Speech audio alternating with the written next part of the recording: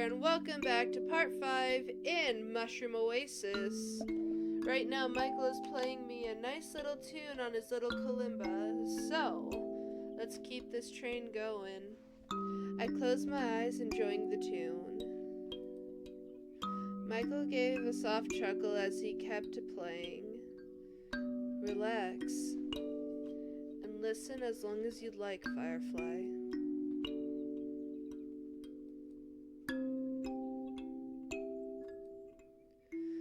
A few minutes passed by with Michael plucking away at the instrument, the two of us sunbathing like two cats on a Sunday afternoon. I must have dozed, as the next thing I knew I felt a nudge on my shoulder. Comfy? Mm-hmm. He chuckled low when I refused to open my eyes. I mean, if you'd rather stay. My eyes shot open, my whole body jerking to sit up. Michael glanced at me, kalimba in his lap, and half a forget-me-not chain in his hands. What? I shook my head, slapping my cheeks. I can't believe I fell asleep. It's all right. He cut me off. His sigh was heavy. I was hoping. Never mind. He patted my shoulder, though his smile didn't reach his eyes. Thanks for being here with me. Maybe we can do this again sometime. If I ever see you again. Let's get you home. He rolled over to his feet and stood up, brushing off dirt and fixing his satchel. Come on. We gathered our things and set off into the unknown once more. Well, unknown to me at least. Michael seemed to have a map of this place ingrained in his brain. You seem a bit sleepy still, so let's freshen up, okay? We walked a bit further away from the clearing, coming across a river. Compared to the rest of the path we walked, the area was shaded considerably with the thick canopy of leaves over us. The flowing water looked inviting as I kneeled down by the bank, Michael idling close by. I dipped my hands in, eager to wash my face. The water was refreshing and cooled my heated skin in the afternoon sun. I pulled my hands back to see Michael peeking over my shoulder into my reflection, smiling with a faraway look on his face. He startled as our gazes met, irises darting away to look at himself instead. Immediately his expression changed. His ears flattened, a grimace twisted his features as his lips curled back. I'd never seen such contempt in his eyes as I did then, staring at his own visage. He stepped away, retreating underneath the cover of a tree to lean against it with crossed arms. He doesn't notice me watching. I patted my hands dry on my shirt and approached him. You ready? Yeah. I stopped him before he could turn to leave. He looked at me with a questioning look, tipping his head. I hesitated. I wasn't the type to speak my mind directly. Most of the time I'd keep things to myself and let things go by. But nobody should look at themselves and have that sort of reaction. Hey, you know you're not, I might as well be frank. You're not a monster, Michael. He looked taken aback. What makes you say that? I saw how you were looking at yourself. How you talk about yourself. None of it is true, you know. I keep telling you, you're more than just your appearance. I don't know what compelled me to do it, but I did it anyway. I reached for his hands and held them between us. His eyes widened at the contact. All it took was a day with you, and truthfully, I think you're the most amazing person I've ever met. He made a choked noise. I... I... I'm just some old nobody compared to you. That's not... Shut up and listen! He promptly shut his mouth with an audible click of his teeth.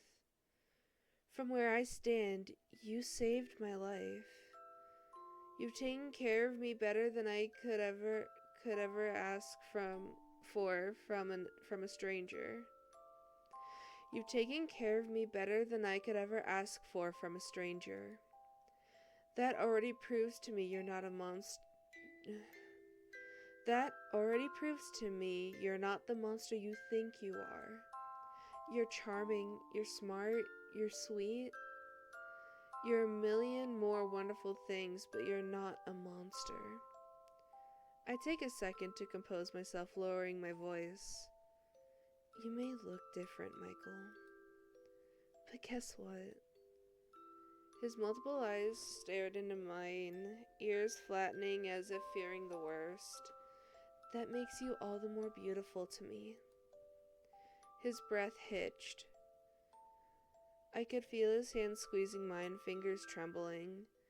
It was like he forgot how to breathe.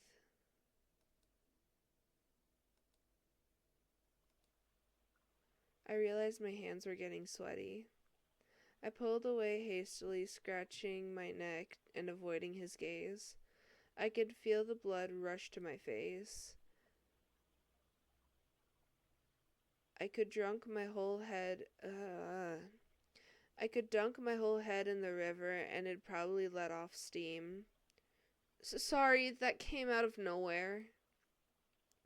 It just didn't feel right if I didn't say anything. I hope you understand. The awkward silence passed between the two of us. Anyways, I caught him mumbling under his breath. I can't let you leave. What? I said you can't leave. I mean, not without your cat, right? I frowned. I've already tried, Michael. Like you said, it was stupid for me to just wander off in the woods as if I'd find him through dumb luck. He paused, his fists clenching. But I haven't. Huh? I haven't tried. I know these woods better than anyone. I can try looking for him. But that means you can't leave yet. Michael, I appreciate the offer, but I don't think I should stick around any longer. I have a job and responsibilities and you hissed in pain, a sudden migraine overcoming your senses. You felt sick, your stomach wringing itself into knots. It felt like the world was wrapping around you as your legs wobbled. Your body buckled over as you resisted the urge to vomit. Michael caught you as you slumped gracelessly onto the ground, your head resting on his shoulder as he cradled you close. Hey, you don't look so good. Your vision doubled as he spoke, his speech oozing together, words into an indecipherable mess. Are you okay? You need me to carry you home? Save.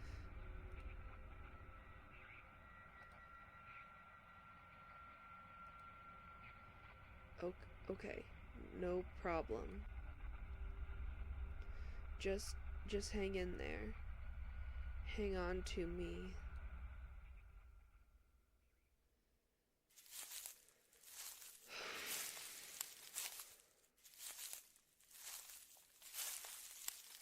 sorry. I'm so sorry. You don't deserve this. If I could just one more day with you, I'd be the happiest man alive. Here we are. Let's get you tucked in. I should give you some clothes, especially since you'll be staying another night. You're okay with that, aren't you?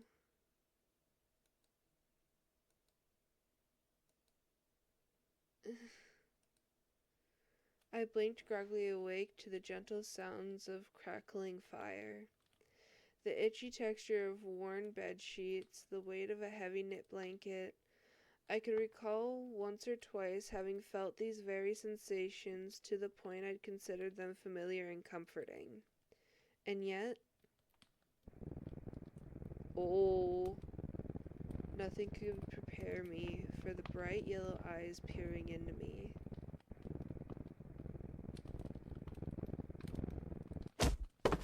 Ah!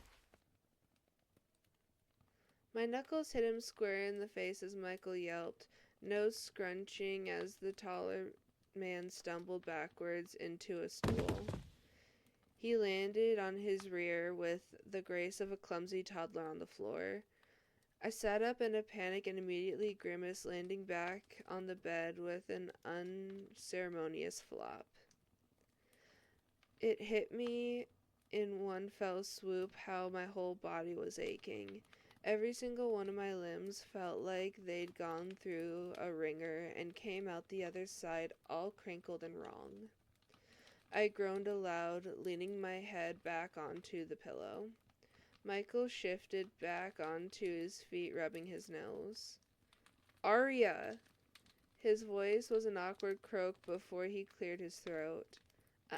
I'm glad you're awake. How are you feeling? Terrible. He visibly flinched. I'm sorry to hear that. He stepped closer to the bed, leaning over warily in case my hand dramatically whips out again in self-defense. With my hand settled on my lap, he deemed it safe enough to sit beside me.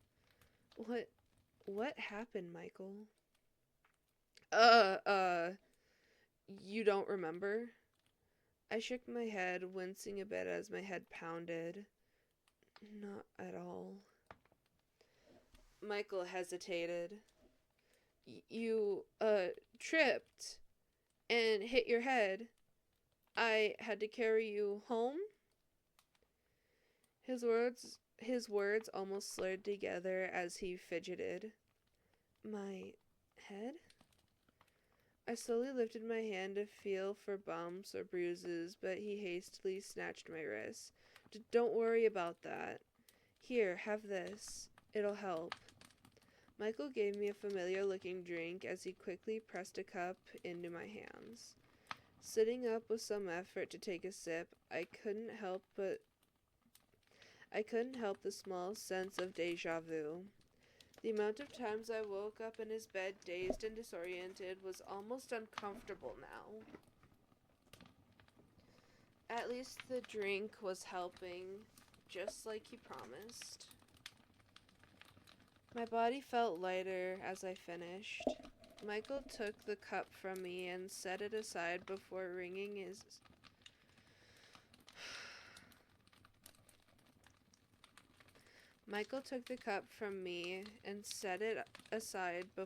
his hands together with a nervousness I haven't seen in a while.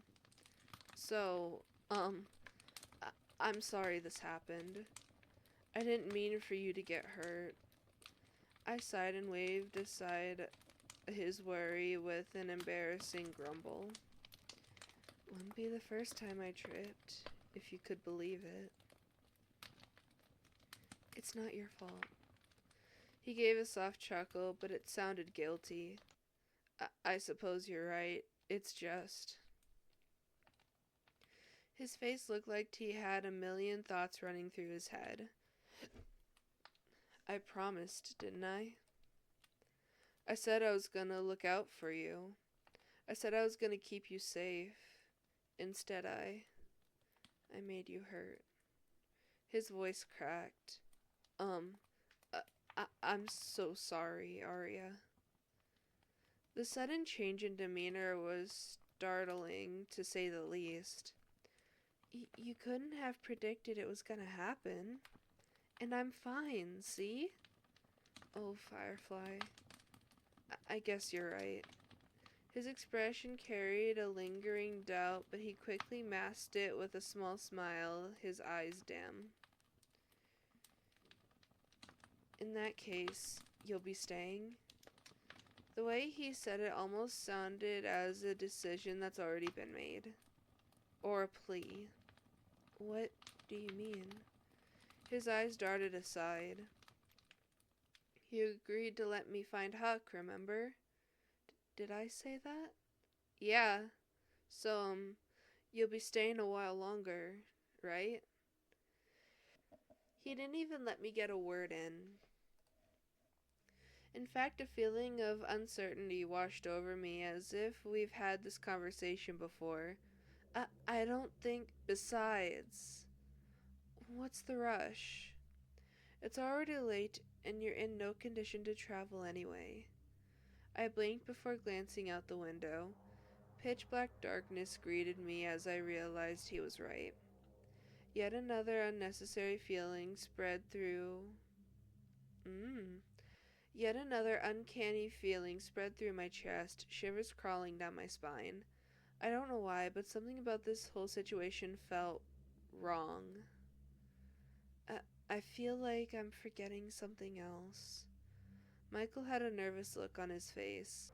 Maybe you hit your head harder than you thought? His words didn't sound confident. How long was I out? A couple hours, I think. You really took a hit. It was that bad? My brows creased as I tried to recall today's events. But I don't remember tripping. There was a river. I remember you. And then... Your memory must be fuzzy, and for good reason. After all, it's been... My stomach grumbled, suddenly echoing in the quiet room. There was a heavy silence right after. Michael was polite enough to hide his chuckle under his palm as I flushed. He seemed relieved. Well, lucky for you, I've got dinner on the way. It should be ready soon. You're okay with soup, right? Soup? Soup sounds alright. My stomach growled once more, the pain of an empty gut making me wince a bit. My host noticed immediately. Oh, maybe we should get you some food sooner than later. Do you feel okay enough to get up? I nodded with a grumble, swinging my legs over the side of the bed before noticing something was on my lap. Wait, what's this? I unbundled a pile of thick fabric, realizing it was an oversized sweater and a pair of baggy sweatpants. A mushroom pattern? That's oddly cute. The material felt worn but comfortable. A towel laid right next to them. Is this for me? Oh! I figured since you'll be staying another night, you'd want some fresh clothes. They might be a few sizes bigger. Or a lot. Sorry. He'd gotten shy for some reason. On the other hand, I didn't have to take a whiff at myself to know that I probably reek. I nodded again, giving him a small but grateful smile. They're fine, Michael. Thank you. Yet another thing I had to owe him. I couldn't help feeling like I'm taking advantage of his kindness now. So, you know where the bathroom is. Take your time cleaning up. I'll be in the kitchen if you need anything. I'm really happy you're here. He stood there for a few seconds, fidgeting with his hands as if he wanted to say more before finally heading to the kitchen. I watched his back retreat before hoisting myself up and heading to the bathroom. Now that I was alone, I had a moment to gather my thoughts. The nagging feeling was back, a prickling feeling across my skin, raising goosebumps as if to tell me I shouldn't be here. I just couldn't place my finger on what.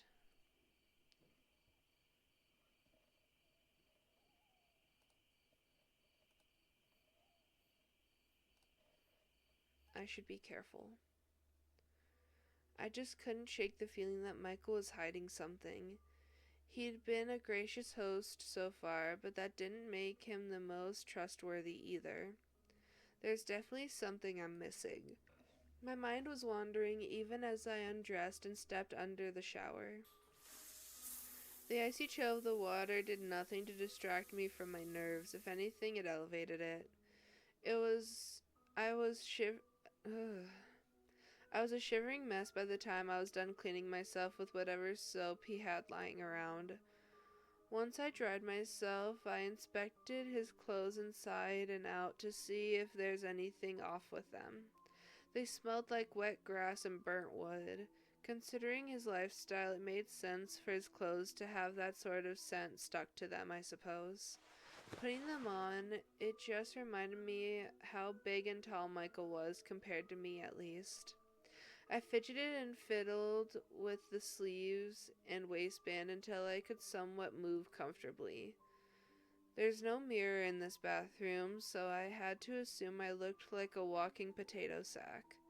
Better than nothing. Gathering my courage, I shook out my hands and straightened myself before exiting towards the kitchen. A savory scent filled my nose. Michael did mention dinner was almost done. As I entered, I saw Michael by the stove, idly stirring something crimson in a pot and humming quietly to himself. His content smile widened as he saw me, his ears flicking. I tried not to look uneasy as he looked me up and down. How do they fit? They're all right. Much too big for me. He nodded, turning back to the pot. I can see that. Right. He smiled, flattered, as he picked up the wariness of my tone. Is everything all right? His eyes held a sense of worry, his shoulders tensing. I can get you something else to wear if you'd like. There's no need. He paused, hand gripping onto the ladle tightly as he continued to hesitate. Arya. There's another pause before his brows furrowed. I'm not an idiot. You don't trust me, do you? I flinched. Michael looked hurt as he sighed. So, I'm right. His ears flickered by the sides of his head as he turned back towards the stove. Can I just know why?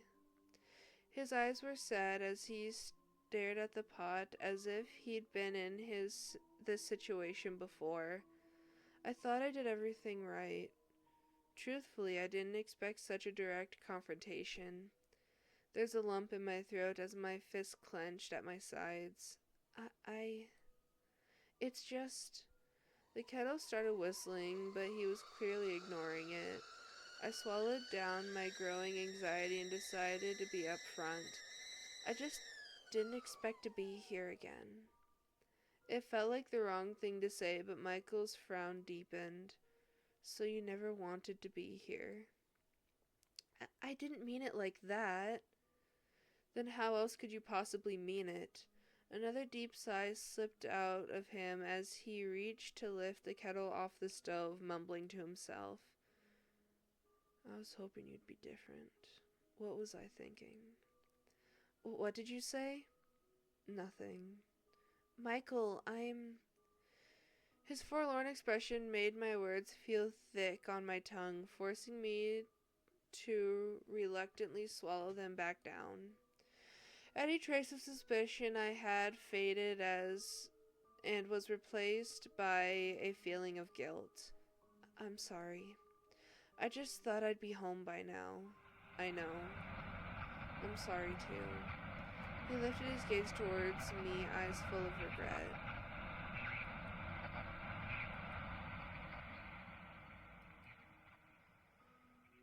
Is it really so bad, Arya? I know being lost in the woods with a man you don't know can be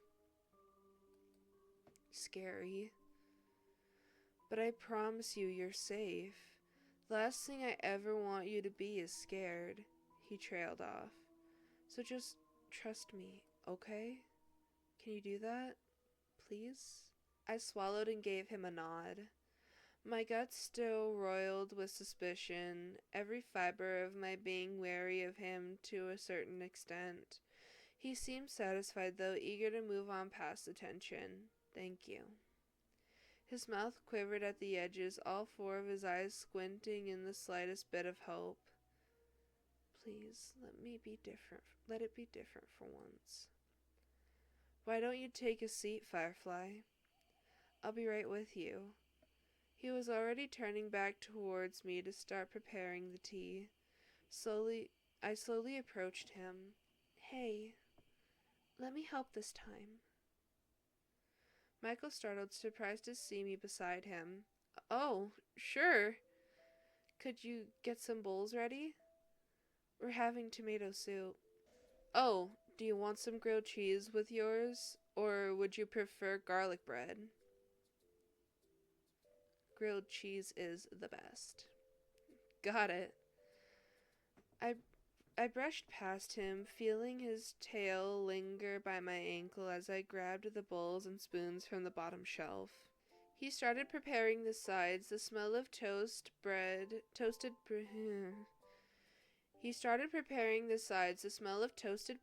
filling the kitchen and mingling with the soups.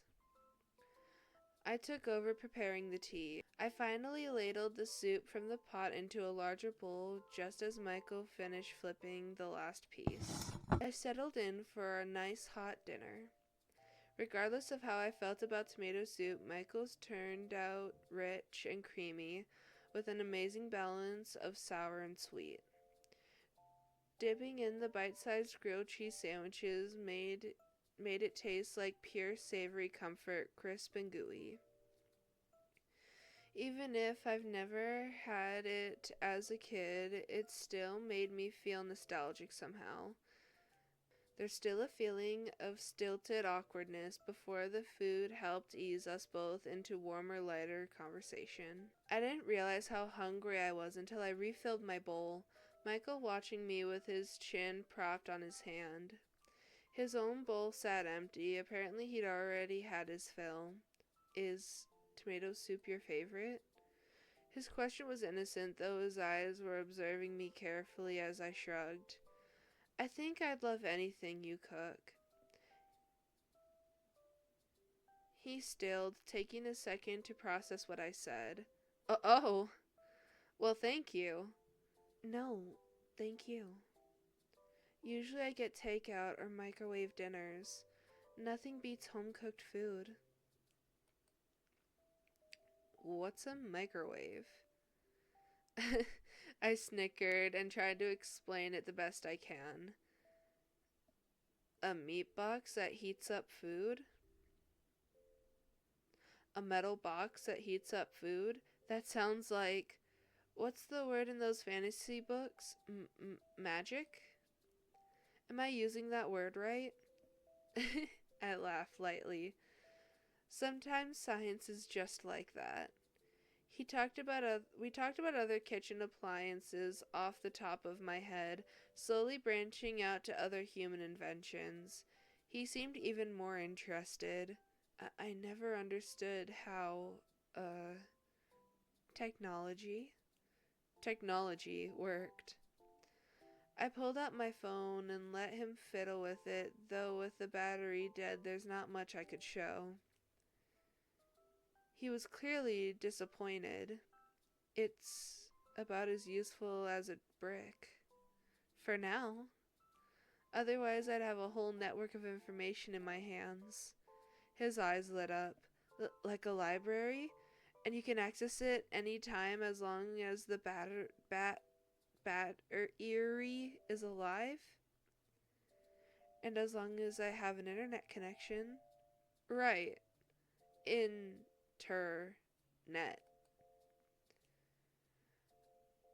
I didn't know you could do that. I just see people staring at them all the time. It seemed boring. He looked at my phone again, a look of wonder on his face. Having a whole library in your hands? Everyone must be really smart then. Well, not everyone uses it like a library, more like a messaging hub or a source of content consumption. His ear flicked as he stared at me with a blank smile. Consumption?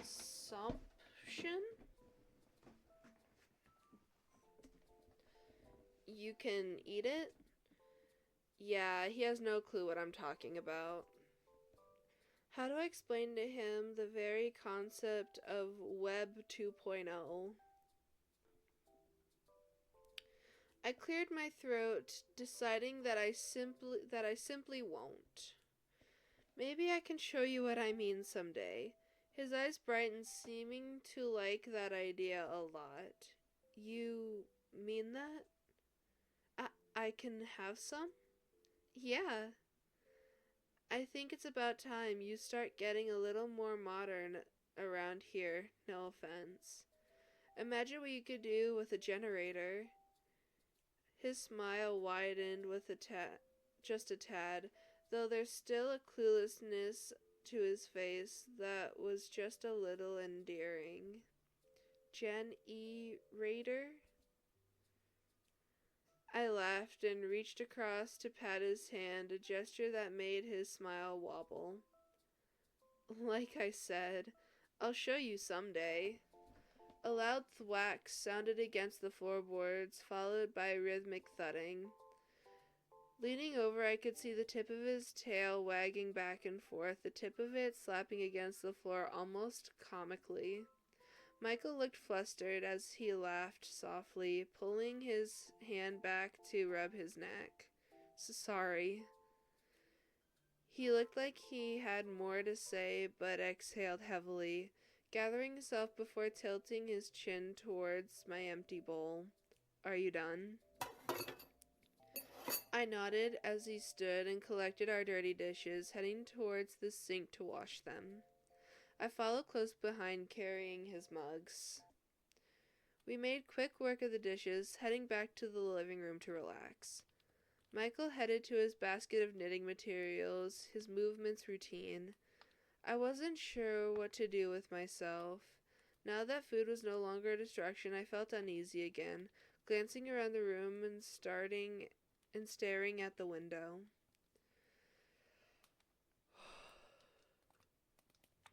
Michael was eyeing me as he grabbed the stool and dragged it to the center of the room. Is there something outside? His question sounded innocent, but it had a sense of wariness to it. I shook my head quickly. Nothing. I was just... Something catches my eye from under the bed, glinting like a knife. Tilting my head lower, I could see it was a tin container the size of a shoebox. What's that? Michael looked up. Under your bed. A panicked look came across his face. That thing? Just some emergency supplies? Yeah, nothing too special. I had an inkling he was being dishonest again, but I figured I'd leave it for another day. I see. Michael watched me for a moment or two before clearing his throat. Hey, Firefly. I've been meaning to ask. Do you remember what you said at the river? The river? Oh, where I tripped. I pursed my lips and thought, not really. Everything feels fuzzy to me. He seemed disappointed. Oh, not even a little? I shook my head. Why, did I say something stupid? Just some things. It made me happy. Oh, good. Oh, good. I think I did say something stupid. Before I could ask about it, he'd already gestured towards the bed. Well, you should get some sleep, Firefly. Want to wake up nice and early to find Huck, right? The idea of looking for my cat once more made me wilt. You really think we'll find him? Michael looked on edge, pocketing his hands. It doesn't hurt to try. It doesn't hurt to hope. His face twitched. Well, His ears flattened as he thought of something to say, clearly struggling. He finally opened his mouth to respond, his words slow and careful. I'm here for you. Thank you, Michael. He nodded, a strange mixture of polite happiness and hidden anxiety playing across his face. He's probably not used to another person sticking around this long, let alone someone going through a loss he could care less about. Maybe I've been enough of a burden to him. Actually, can you just send me home? His brows raised, his posture straightening in surprise. Are you sure? But what about Huck? Don't you want to find... But what about Huck? Don't you want to see if we can find him? I'm sure. A look of apprehension crossed his face. But it's so soon. Huck could be out there. Michael, please. I can't think about him right now. I just want to go home. He fidgeted with the sleeves of his cardigan. But He looked like he had so much more to say, but whatever turmoil going on in his head was quickly swept behind a reassuring smile. Okay. Get some sleep, Firefly. We've been through a lot.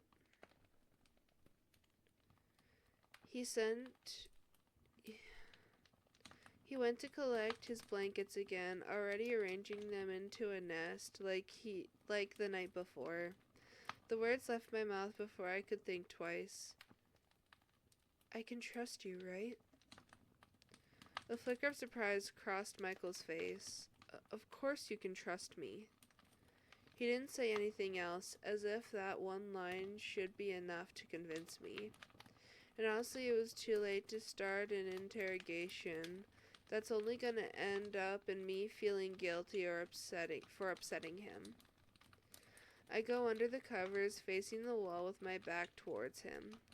I could hear him setting up his nest behind me before finally quieting down in a satisfied hum. I closed my eyes.